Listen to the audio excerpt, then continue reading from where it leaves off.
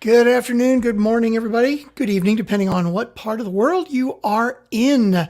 Welcome, welcome. You may have noticed I look a little different from the guy that you just saw in the intro. That was Doug Sandler. He is my partner, podcast partner at 𝗚𝗏𝗩𝗘𝗪𝗏 Productions. I'm taking over today because we are going to be talking about systems today. Setting up a great system for your podcast. And he is more the upfront guy. I am more the systems guy. So figured I might be the better guy to talk about. Just to give you a little quick background on us. We are co-hosts of the Nice Guys on Business podcast. We've got over 1,100 episodes, over 4 million downloads. And so we've been doing it for about 6 years. And we also run 𝗚𝗏𝗩𝗘𝗪𝗏 Podcast Productions. We have launched over 200 podcasts, and we currently produce about 25 different shows a week. So we have a little bit of experience at this, and we'd love to share that knowledge with you all to try and help you out. We know that podcasting can certainly be a lot of fun, and we also understand that many of you are doing this to promote your business. Some of you may be doing it for fun and just because you really enjoy it. But if you are doing this as a marketing tool to promote your business, to try to get new clients, to try to grow your influence in the community or get a larger audience, then that means that you want to make it as efficient as possible. You do not want the podcast to take over your life. And I'm sure there may be some of you out there who are spending a lot of time lining up guests to interview and doing your editing and doing the posting and how to do the recording. So this webinar is going to be all about how to get as efficient as possible with all of those different things. The best way, of course, always come up with a system. There are a number of suggestions that we have that we make to our clients. The first one, let's start off with guests. Many of you may have podcasts where you are interviewing guests on the show. And so the first step is, how do I get a guest? How do I line them up? How do I make sure they have all the information they need? How do I confirm them? How do I make sure they have all the equipment that they need? All of that good stuff. My very, very strong recommendation, if you do not already have a appointment app, something like Acuity or Calendly, I highly, highly recommend you get one of these pieces of software. Now, most of them have a lot of the same features. Acuity is the one that we use. We're very happy with it, and we're familiar with Calendly as well. But this is a lot more than just create a Google Calendar and throw somebody on the calendar and send them an invite. Programs like this, like Acuity, you can set it up so you will send an invite to your guest. Now, the guest is going to get a link. Now, the guest clicks on a link, and the link is going to show them a calendar. Now, here's the great thing about these apps. You can send different calendars to different people. So let's say, for example, you want to do all of your podcast interviews on Tuesday afternoons. Well, they can see a calendar that only shows the slots that you want on Thursday afternoon every week. Now, most of these apps also will sync with Gmail, with Outlook, with a lot of the other ones that maybe you use Gmail as your regular calendar. Well, you can sync Acuity with that so that if you do make another appointment on a Thursday, let's say that you send out this invite for podcast guests, and it says that every Thursday from noon to 5 o'clock, you are available for podcast interviews. Well, maybe you're going to be out of town one Thursday, or maybe you get another appointment booked on your calendar that's not a podcast interview. These apps will sync with those calendars to block that time automatically. So if you book an appointment from 1 to 2 directly on your Google Calendar, it will automatically be blocked on your Acuity availability when you send the link. The other amazing thing about these calendar apps is you can send different availability to different people. Let's say, for example, that you have 2 different kinds of guests. On the Nice Guys on Business, we have a regular guest application where somebody says, I want to be on the show. We also have a sponsored application. Now, this is one where we have a guest who has said, I am willing to sponsor the show. I am going to pay you to advertise on the show. And so for those clients, for those guests that are coming on the show, we want to give them a lot more availability. It could be that if Thursday afternoons are all I send out, maybe I don't have anything available for a month or 2 or 3. Well, if somebody's paying us to sponsor the show, we want to make sure that they can get on faster than that. So we can send them a completely different link that gives them availability on Thursday afternoon and all day Tuesdays and all day Mondays if we want. So you can set each of these independent links to be different availability on your calendar. Now, here's the next great thing about these calendar apps is when they pick a time, you can force them to fill out a form, a questionnaire. Now, there's certain information, if you're going to have somebody as a guest on your podcast, that you want to make sure to get so you can add into the show notes. You want their contact information. You want their website. You want their social media handles. You want their email address. You want to know how guests or how listeners will be able to get in touch with them. You can ask them all this information in the questionnaire, in the form, and you can force them to fill out the form even before they pick a time. So the first thing that can come up when they click the link is, hey, let me get this information about you. After they fill it all out, then they say, here's my availability. Tell me which time you want to pick. So when they click on the link and they say, I want 1 o'clock to 2 o'clock, it says, great, terrific. It automatically puts it on your calendar.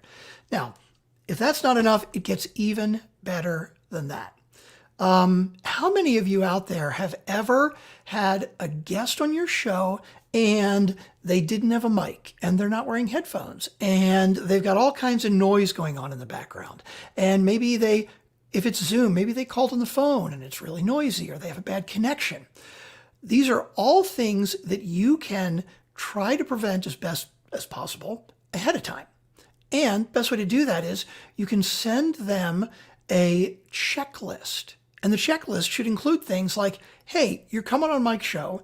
Here's what you need. I would really prefer if you have a professional microphone like my Yeti Blue right here. You need to make sure you have headphones. You need to make sure that you are on a good, solid internet connection.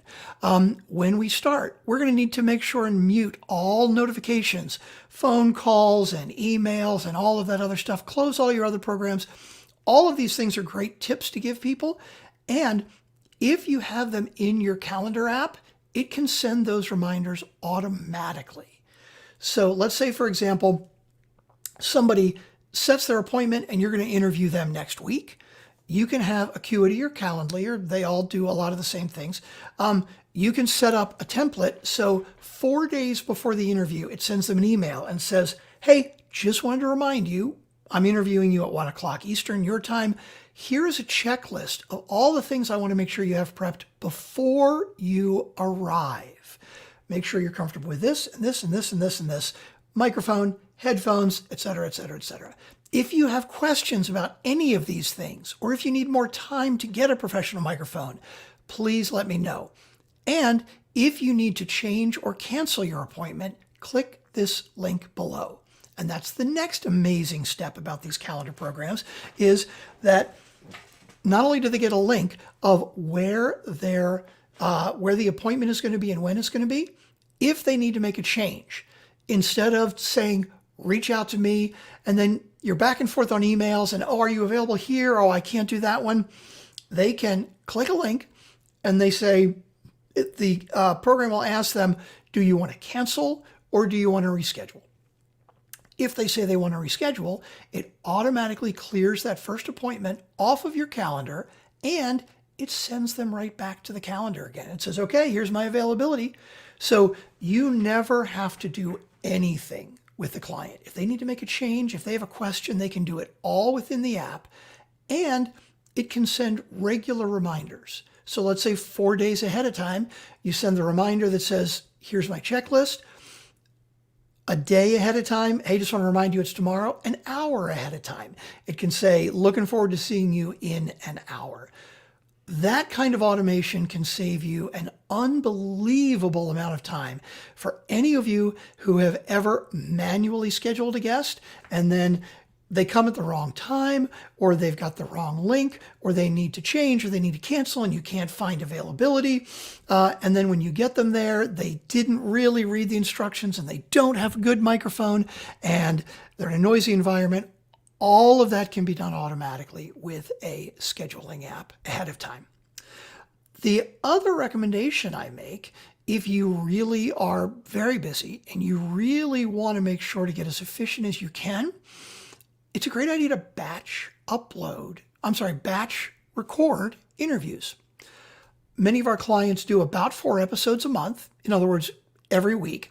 And we do have some clients who they will pick one day every month and they will schedule all their interviews on that one day. Now, typically, they're going to schedule 7, 8, 9 interviews then sometimes. So you're thinking, why would you schedule 9 interviews every month if you're only publishing 4 or 5 episodes a month? Well, 2 good reasons. First of all, when you do it one day a month, if you get 6 or 7 scheduled, inevitably somebody's going to cancel. Somebody's going to no-show. Somebody's going to have a technical problem, and you're going to try to record with them, but it's just not going to work out. That's the first reason. So now if we had 8 people scheduled, let's say now we're down to 6 or 7.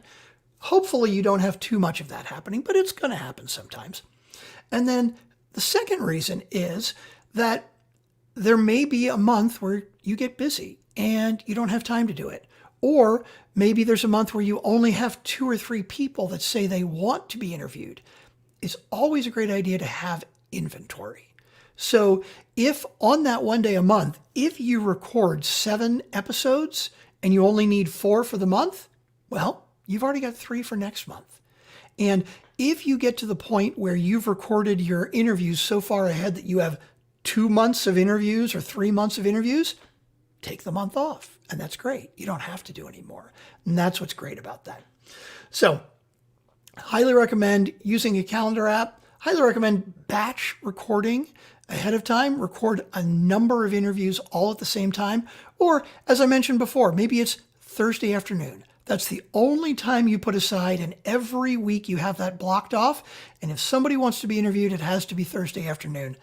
Always a good idea to get onto a schedule like that. All right. Now, how should we actually record an interview? Or let's say that you do solo episodes and you don't need to worry about having people on. My strong recommendation, by the way, there are a lot of apps out there. StreamYard, which we're streaming on right now, is one of them. StreamYard is a great app and has a lot of great features for video. But if you're only doing audio, there are things like Zencastr. There are a number of other ones out there that have come and gone. But from my personal experience, Zoom is the easiest way to go.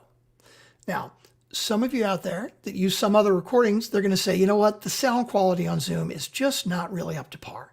Well, I agree. I'm an audio engineer. I've been doing it for about 30 years. And I absolutely agree that the sound quality on Zoom is not as good as others like Zencastr. Zencastr, for example, records locally to your browser.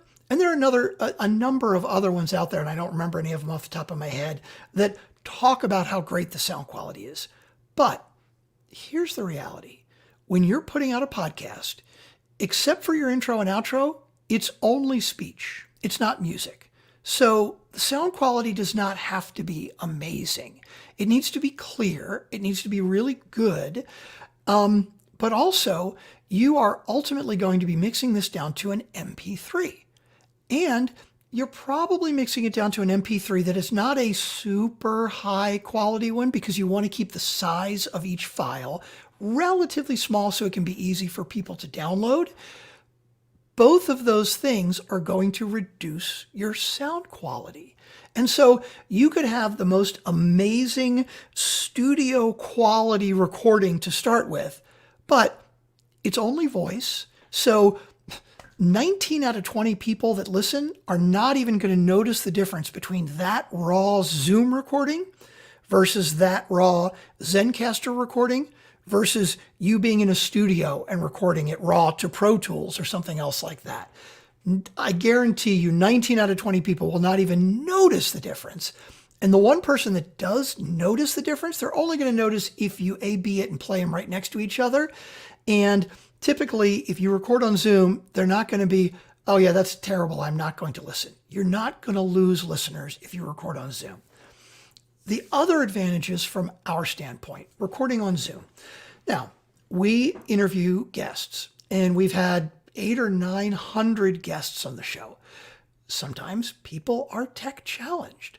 And while Zencastr and many of these others have a great sound quality, sometimes they can be challenging. If you don't use it with Chrome, it won't work. If you don't have caching on, or if you haven't cleared your cache, it won't work. Sometimes you have to actually download an app to be able to get onto it. And any of these things that are going to put a block between you and your guest are a very bad thing. Even if you get your guest on and you get them set up on Zencastr, and again, this is not to dig on Zencastr, every one of these platforms has some issues, some tech challenges. Even if you work through it and your guest gets on and you're talking to them, now they're uncomfortable. They feel stupid because they couldn't figure the tech out. And so they're uncomfortable and the interview's already not going to be as good. A number of advantages with Zoom is it is simple. You don't have to download a program. It's better if you do, but you can do it from a browser.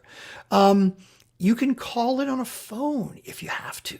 Again, not preferred. The sound quality is not going to be as good, but you may have guests that they can't get to the internet, or maybe they have a bad internet connection.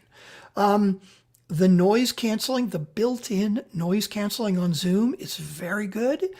And of course, since the pandemic, pretty much everybody knows how to use Zoom because we've all had a whole lot of Zoom meetings over the last year or so. So again, I highly recommend it's the KISS principle. Keep it simple, stupid, and there's nothing simpler than recording onto Zoom. One of the things I recommend with recording on Zoom, and this is very simple to find, when you're recording, there is an option in the recording options to record individual audio tracks for each guest. If you are doing interviews, I highly recommend that. If there is noise in the background for one of the guests or the other, it can be a little easier to eliminate that and clean it up if you do that. If you are recording solo episodes, so you're not waiting on a guest, sure, if you have your own studio and you can record to Pro Tools, or you know some easy way to record, GarageBand, anything like that, go for it. Great. But you can do that on Zoom too. It's just as easy to start your own Zoom meeting, don't invite anybody, and just record the meeting. So you're recording yourself in a Zoom meeting. It's really incredibly simple. Again, if you are recording on your own and you're already comfortable with Pro Tools or GarageBand or any of the others, Audacity, whatever it may be, keep using that. Those are great sound quality and you don't need to worry about it. But maybe if you're just starting out podcasting and you're not sure what to do and you're not an audio engineer, just record to Zoom. It's incredibly easy. Do have a space for comments. If anybody's got any questions, please feel free to drop them into the comments here. Let's get into the last couple things is editing. Editing your podcast, there are a lot of different softwares out there. I mentioned GarageBand earlier. I mentioned Audacity is a free audio editor, and that's a great one too, really good quality. Personally, I use a program called Hindenburg. I think you can get it at hindenburg.com.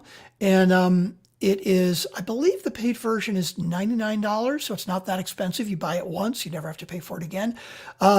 I find it incredibly easy. It saves me a lot of time. As I said, I've been doing audio engineering and editing for about 30 years. So I've used them all, Pro Tools and Tractor and Audacity, and they're all fine, and GarageBand as well. But a lot of the apps that are built for audio editing are built for musicians. Pro Tools is a great example. Adobe is the same way. Adobe Audition.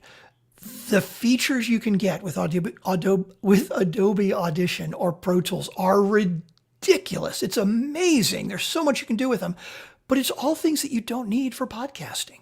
And so the learning curve can be very high. Again, if you already know Pro Tools, you already know GarageBand, go for it, dive in. If not, highly recommend Audacity, which is a free one that you can download, or Hindenburg is a really great program that is very low learning curve, built specifically for podcasters and for radio broadcasts. So the features that are included are very basic, but perfect and easy to use for the spoken voice and for mixing and for having multiple guests and that type of thing. Highly recommend that. With your editing, I also recommend to keep that simple. There are a lot of podcasters out there where they are going to cut out every little and ah and pause and mute every breath because they want it to sound perfect. What Doug and I have found over the years that the podcasts that do really well are ones where you connect with your listener. It's very much a one-on-one situation where you are talking to one person who is listening to your podcast in their car. And if they hear you breathe or they hear you say or ah or stumble over a word, they're going to connect with you that much better because they know that you are a real person.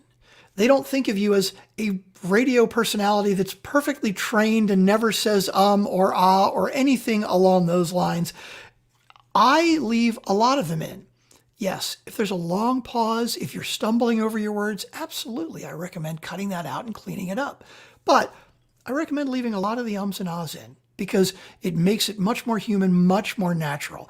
And just doing that can save you an immense amount of time with a podcast, with an edit.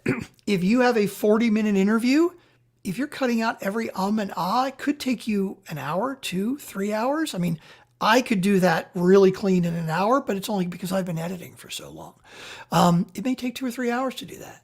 Where if you just cut out the ums and the ahs, put some noise reduction on, like a couple of them here and there, or the long pauses, you could have it edited in 15 minutes.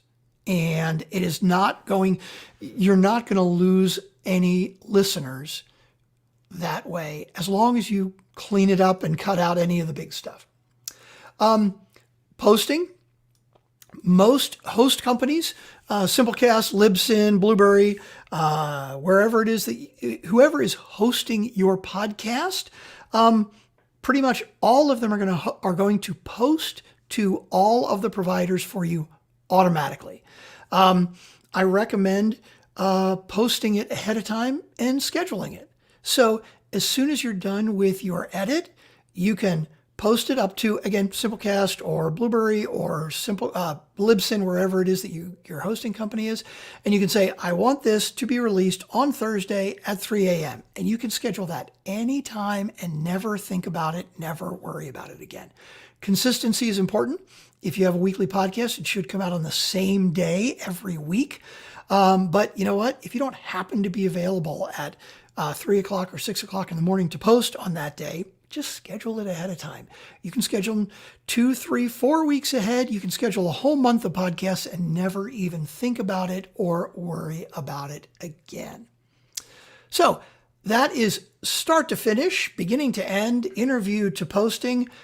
All my best tips for having a system, coming up with a system and a schedule for making sure that your podcasting is as efficient as possible. Again, you want to make sure it doesn't take over your life because then you're just not going to enjoy it, or it's not going to serve you. It's not going to serve your company, not going to serve your business or help you grow. And when you get frustrated with it, that will come through on the podcast. So, thank you, everybody. I do hope you have enjoyed it. Make sure and join the community today at www.winject.com. It's WINJECT.com. So you can be notified about any of these great topics that come up. If there's something that you're interested in, you can make sure and reach out to us if you do have a podcast. And maybe you don't want to do the editing yourself anymore. You don't want to do the production yourself. Please feel free to reach out to us. You can find us at 𝗓𝗏𝗏𝑃odcast.com, or you can always email me at strick@𝗓𝗏𝗏𝗏podcast.com, strick@𝗓𝗏𝗏𝗏podcast.com. Also, scrolling along the bottom, all of the social media, all the easy ways to get in touch with us. So thanks again, and we will see you again next time. Have a great day, everybody. This broadcast is brought to you by Winject Studios. We are an all-in-one educational platform for podcasters that revolutionizes how hosts leverage content to increase engagement with listeners, downloads, and income. We come together to focus on community, collaboration, and collective impact. For more information on how you can interact directly with our hosts, access exclusive live content with offers you can't get anywhere else from our official partners, join our purpose-driven community by visiting www.winject.com. If you're ready to build a career doing what you love, then we're ready to see you there.